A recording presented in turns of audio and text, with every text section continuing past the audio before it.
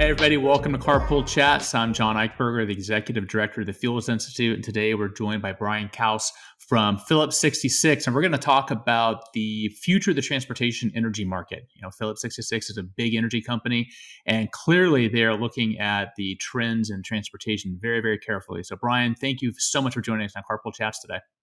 Thanks for having me. So let's start off. Why don't you just give us a little kind of insight as to what your role at Phillips is? So I've done a number of different things across the course of my career. But right now I'm kind of focused on commercial business improvement, seizing different opportunities and kind of maximizing value for the company. Okay. So you and I had a chat a couple of days ago, and I want to kind of tee us off from there. When Sure. we think about what's going on in the market, clearly the Phillips Institute is looking at it all the time. We're trying to understand what are the tools, what are the levers to get to a lower carbon transportation space, which is kind of the priority for most of the governments across the world. And you see so many different forecasts, so many projections. Now we're going to have 50% of light duty vehicle sales in 2030 will be EV or whatever the forecasts are. And we're always coming into the equation with, okay, let's be pragmatic about it. Let's take a look at the fundamentals.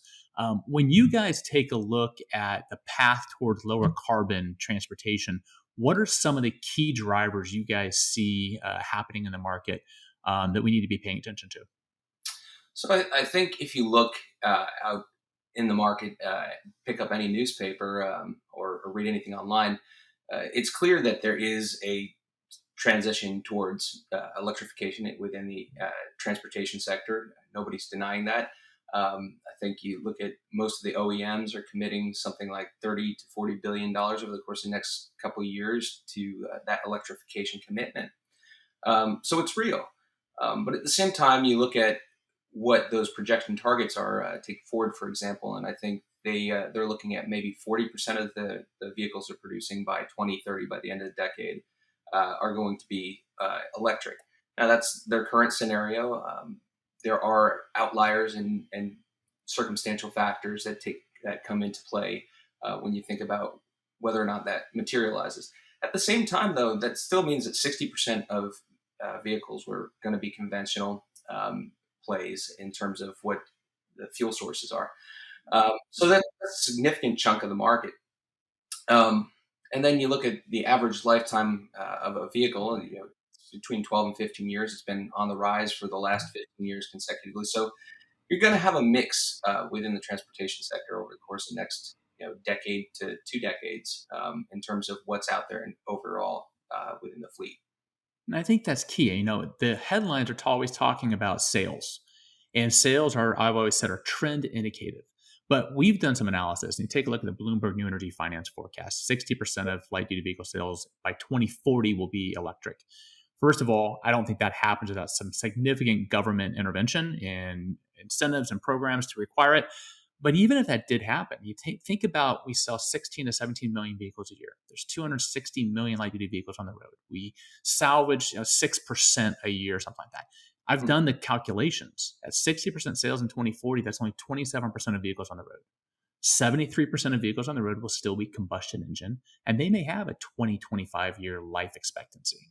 And so I really believe we're going to have liquid fuels in the market until the latter half of this decade, of this century, maybe longer. And then you take into consideration these forecasts, what's happening right now in the market. We have a microchip shortage. We have production shortage. So all these forecasts are interesting. They're definitely media fodder, but the reality could be quite a bit different, right? Sure, absolutely. The only thing that's certain is uncertainty. Right. I think when we were talking the other day, I referenced a great book out there called Radical Uncertainty by Mervyn King and John Kay. And they're two great economists. And it just talks to all of these forecasts that you have out there. They're anything but absolute predictions. They're not crystal balls. They're best guesses based on the information that you have in front of you right now. But the key there, one of the things that I don't dismiss forecasts. I think you take a look at forecasts with that information and you plan your path forward. I'm a huge fan of scenario planning where, you create a whole bunch of different possibilities with your base case, your low case, your high case, and everything else in between. And it's not that you're predicting exactly what's going to happen, but it's more about having the ability to move through whatever could happen and having the agility to adjust to change. And I think that's really the course that within the energy sector, within the transportation sector specifically, but again, then beyond that, that's really the course that we're going to have to take as an industry to get there. And that's going to take innovation across the board to meet energy demand. I mean, you look at the forecasts and again, forecasts, but you look at those projections and energy demand is projected collectively overall, not by segmentation, but it's going to double by 2050, somewhere in that range, depending on the forecast. But that's that's a huge value right there. That's a huge number that we have to hit. And with the energy sources that we have out there today, we can't hit those targets. Especially then you factor in where we're trying to transition to lower carbon footprint in terms of overall energy production. That's going to take a lot of innovative ideas, things that haven't even been thought of yet. And that's where research and development comes into play. I think as you look out across the next decade or two, you're focusing on rather than a transition, an evolution of what that energy mix looks like. So you do have hydrocarbons in that mix. I don't see any scenario in which you don't have some degree of hydrocarbons playing a part, probably through at least through the midpoint of the century, probably to the end of the century. But I think you're focused on efficiency gains within the current processes in terms of how you're running your fuels through those mechanisms, whether that's power generation or ice, right? So and that's the exciting part about what we're seeing out there in the marketplace and having conversations like this. And the key here, I think, and I know I'm kind of going on here, but I think the key is we don't know what the answers are, and it's about having those conversations. So it's not that I'm right or you're wrong. I think it's about trying to find that middle ground and inspire each other to find what those solutions are because we don't know what they are. Yeah, and don't ever apologize for going on. You have not seen me unchained talking about this stuff because there's so many elements to talk about. And as we start discussing one element, other things start popping in our heads. And I had a conversation this morning with a couple of people. We were looking at some of the projections or the reports from like the European Union about how we're going to get to their carbon targets by 2050. And you start off with that target, 1.5 degrees Celsius, whatever the target is, and then you reverse engineer what it's going to take to get there. The problem is that what it's going to take to get there, that's going to be a huge challenge. So, you guys at Phillips 66, you're an energy company. Historically, it's been predominantly liquid petroleum-based product. When you start seeing these government forecast projections or their roadmaps to their targets, and it's so heavily tilted towards electric vehicles, I have to assume that's somewhat concerning to your your long-term projections of your business profile. What are you guys looking at from a corporate perspective? How are you guys kind of evolving with the times and making sure that you are still delivering energy to your end customer the way they want it, when they need it, where they need it? At Phillips 66, I think we trace our roots back to 1875 with the Continental Oil Company. Back then, we were producing kerosene. That was before the advent of cars. We pivoted into gasoline. We've gotten much more efficient over the years. So we're always looking ahead of the curve and trying to find those opportunities. That said, it's all about strategic discipline, capital allocation, so we don't take undue risk. But we've been playing a part in this space for quite some time. We have our research facility in Bartlesville, Oklahoma, which is focused on getting the maximum efficiency out of our operations across our portfolio. There, we also do research on PV, photovoltaic cells, solar cells, where we've set world records for efficiency. We do some fuel cell research, et cetera. A lot of great work there, kind of focusing on efficiency and new opportunities. And then I look to the fact that we announced last year our Rodeo Renewed project, which is the transition of our Rodeo refinery in the San Francisco Bay Area to one of the world's largest renewable fuels facilities. And over the course of the next couple of years, we're going to spend about $800 million doing that. And the goal there is to lower our carbon intensity for what we're producing and, again, change up the fuels mix out there. Also at the beginning of this year, we stood up our emerging energy organization, which is exciting. It's a new business, standalone. side by side with our midstream, our chemicals, our refining business. And within that organization, we're looking for opportunities to develop the next generation of technologies, invest strategically, and create that shareholder value for the longer term, and provide energy cheaply and efficiently, which is ultimately the chief goal of any energy producer. I think what you guys are doing is fantastic because I'm really concerned that there's this assumption that electrification of transportation is the only way to address carbon emissions. And it absolutely is not the only way. It is going to be a significant portion, but Sure. we have liquid fuels, and we're going to be consuming liquid fuels for a very long time. And reducing the carbon intensity of those fuels with renewable feedstocks or leveraging biofuels, those type of things is going to be so critical to make sure that we do the right thing by the environment. And we have to always remember this: we have to do the right thing by the consumer. And when we started at the Fuels Institute almost 9 years ago, I came into it with this attitude: we are going to be studying the market and identifying opportunities to improve the market. But anything that improves environmental performance is great, but it's going to fail if it hurts consumers.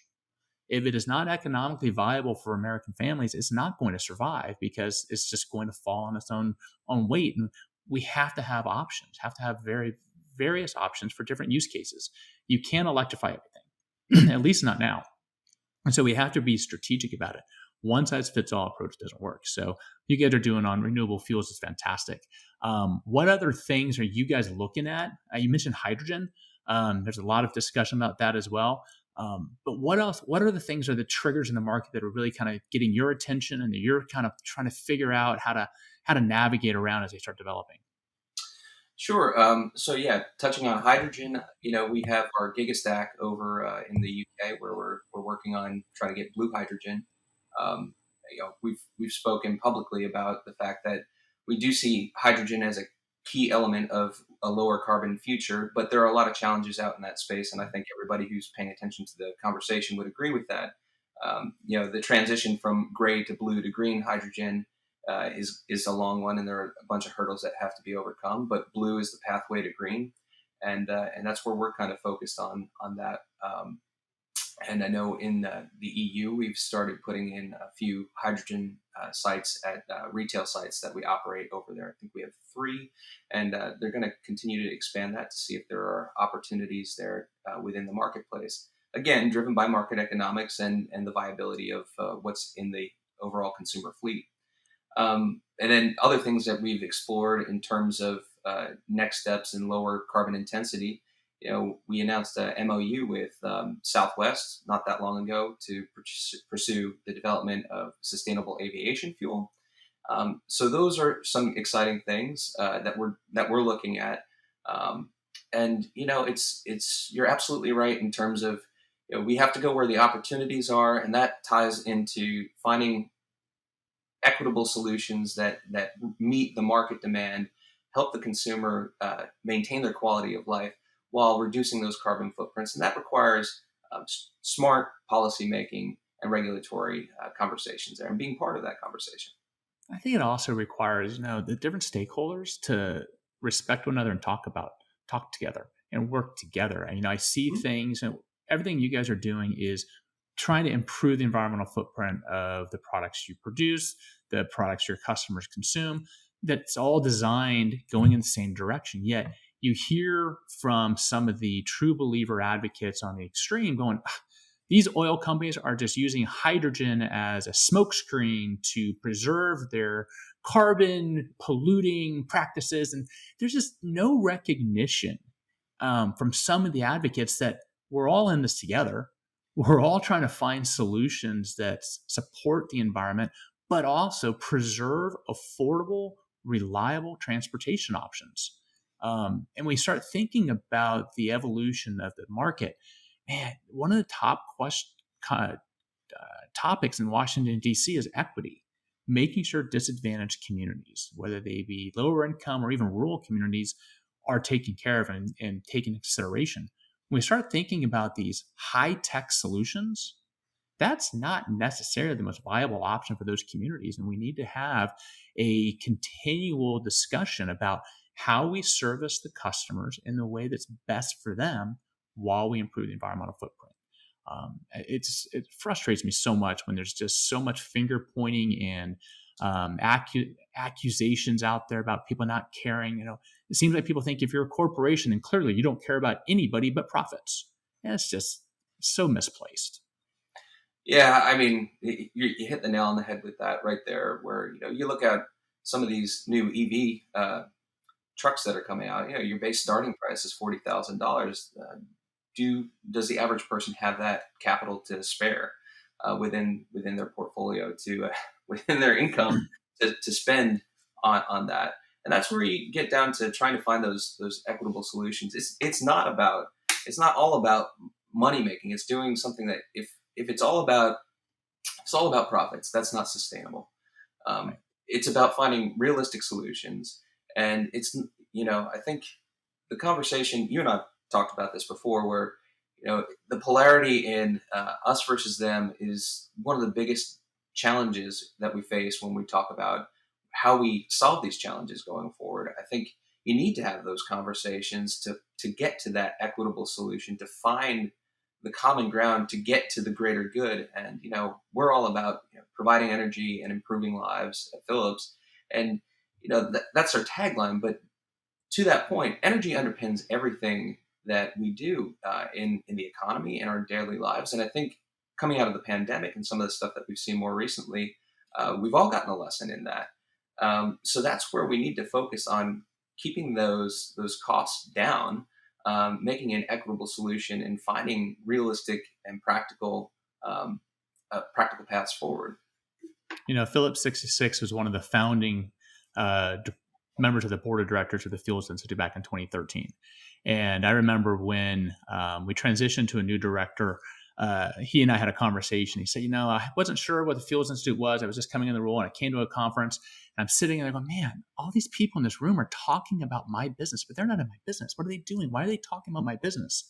And then he said, then I started thinking and listening, and I realized we're all in the same business. We're all serving the same customers. We're all dealing with similar challenges and exploring opportunities. And we can do so much more if we talk to one another and work together. And I have been so grateful to have Phillips 66 engaged in the Institute, because that's what we're trying to do. We're trying to knock down those barriers to communication and help everybody kind of work together, because if we don't do that, all we're going to continue doing is fighting, wasting resources. We're never going to deliver more value to the customer. And at the end of the day, that's what we need to do: value to the customer. Absolutely. I mean, I'm all about that. I routinely have conversations with people across the board, people on the EV side of the equation, wind. I'm always willing to have a conversation, and I think that's the exciting part as we go forward into this next pivotal decade. We figure out how things play out. I mean, you need to engage in different conversations to break the status quo, and that's for me, for any business. You say, okay, that's exciting because you're unlocking shareholder value, you're creating value down the long term. But again, for quality of life, that's a big challenge that we have to solve for. In Houston, which is where I am, we're doing some really cool things down here. You have the Houston Ion, which is affiliated with a lot of the universities down here. There's a whole bunch of entrepreneurs being part of that conversation, and a bunch of companies are playing part in that as well. Consortiums across the country, around the globe, doing some really exciting new things, and partnering with those people and talking about those ideas. That's where we find the change. And ultimately, I think that's the exciting part coming into the next decade to 2 decades, because we have to solve for this. This is why, for every challenge, and these challenges are huge, for every challenge, there's an opportunity. You can see it as a barrier, or you can see it as an opportunity. So I choose to look at it as an opportunity, and having those conversations, engaging in that, and executing on it. That's the exciting part. That's why it's really exciting time to be in the energy industry and the transportation sector, because this is one of the biggest changes we're going to see within a generation or more. And we need the smartest, the best, the brightest people to be able to do that. And it's really exciting to be part of Yeah. that. I agree. It is a great time to be in this industry. There's a lot of disruption happening, but there's so many interesting things to look at. And I listen to music all the time. And Dirty Heads have a song called "Vacation." It says, "I'm on vacation every single day because I love my occupation." And you know what? What we're doing right now, this is what I do. I talk to people about this stuff and I explore opportunities for solutions. And it is a wonderful time to be part of the business. So, Bryan, thank you so much for joining us on Carpool Chats. Thanks, Phillips 66, for everything you guys do in support of the Fuels Institute. And for you guys out there, thanks for tuning in, and we'll see you in the next episode. Talk to you soon.